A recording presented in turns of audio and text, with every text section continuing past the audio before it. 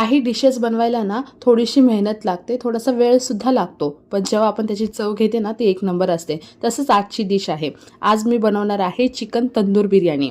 Detail recipe ना याची मी यूट्यूबमध्ये upload करणार आहे फुल व्हिडिओमध्ये. तर तिथं काय काय मसाले कोणत्या कोणत्या प्रमाणात कसं केलं आहे, कोणते टिप्स आणि ट्रिक्स मी वापरलेले आहेत आणि सांगितलेले आहेत, हे तुम्ही डिटेल व्हिडिओमध्ये नक्की बघा. तर इथे मी शॉर्ट रेसिपीमध्ये तुम्हाला सांगते. अगोदर तेल टाकायचं, तेलमध्ये सर्व मसाले टाकायचे. मसाले टाकल्यानंतर चिकनला चांगलं मॅरिनेट करून घ्यायचं आणि हे 1 ते 2 तासासाठी मॅरिनेट करून ठेवून द्यायचं आहे फ्रीजमध्ये. बाहेर ठेवलं तरी पण चालेल हां. आता करूयात आपण राईससाठी ना इथं तेल गरम केलेलं आहे. त्याच्यामध्ये सर्व खडे मसाले, 2 लिंबाचे तुकडे, कोथिंबीर आणि मीठ हे सर्व टाकून पाणी टाकून चांगलं त्याला उकळून दिलेलं आहे. आणि त्याच्यामध्ये मी धुवून ठेवलेले होते बिर्याणीचे तांदूळ, बासमती बिर्याणी तांदूळाचा मी इथं वापर केलेला आहे. ते त्याच्यामध्ये टाकून आपण भात करून घेतला. आता एका साईडला आपण ऑनियन्स वरती गार्निशिंगसाठी फ्राय करून घेतले. त्याच तेलामध्ये आपण चिकनसुद्धा हलकं रोस्ट म्हणजे फ्राय करून घेणार आहे. तर कमी तेलामध्ये ना असं आलटीपलट करत चांगलं याला रोस्ट करून घ्यायचं आहे.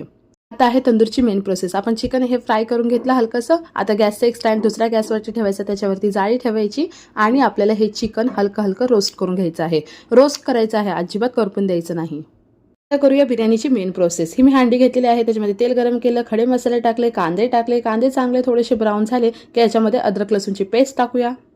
सगळं सॉटे करून घ्यायचं आणि त्याच्यामध्ये आता मी थोडी टोमॅटोची प्युरी घातलेली आहे. दही आणि टोमॅटोचं प्रमाण तुम्ही बघून घाला. थोडीशी कोथिंबीर चॉप करून घातलेली आहे. आता याच्यामध्ये ड्राय स्पाइसेस म्हणजे सुके मसाले आपण टाकूयात.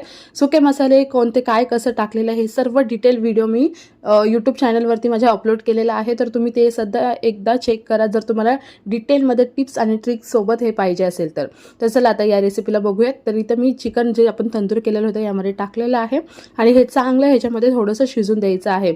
मस्त मिक्स करून घ्यायचं आहे. चांगलं शिजून झाल्यानंतर आपण आता ह्याच्यावरती लेअरिंग करणार आहे. लेअरिंगसाठी जो आपण भात तयार केलेला होता तो मी ह्याच्यामध्ये टाकलेला आहे. फ्राईड ऑनियन्स टाकले, बारीक चॉप केलेली कोथिंबीर टाकली. फूड कलर कम्प्लिटली ऑप्शनल आहे, तुम्हाला हवे असल्यास टाका, नको असलं तर स्किप करा. आणि इथे मी थोडेसे 1-2 स्पून इथं घी मी टाकलेलं आहे. आता प्रॉपर दमला लावण्यासाठी खाली तवा ठेवला आणि या कढईवरती पोलपट उलटं ठेवलं.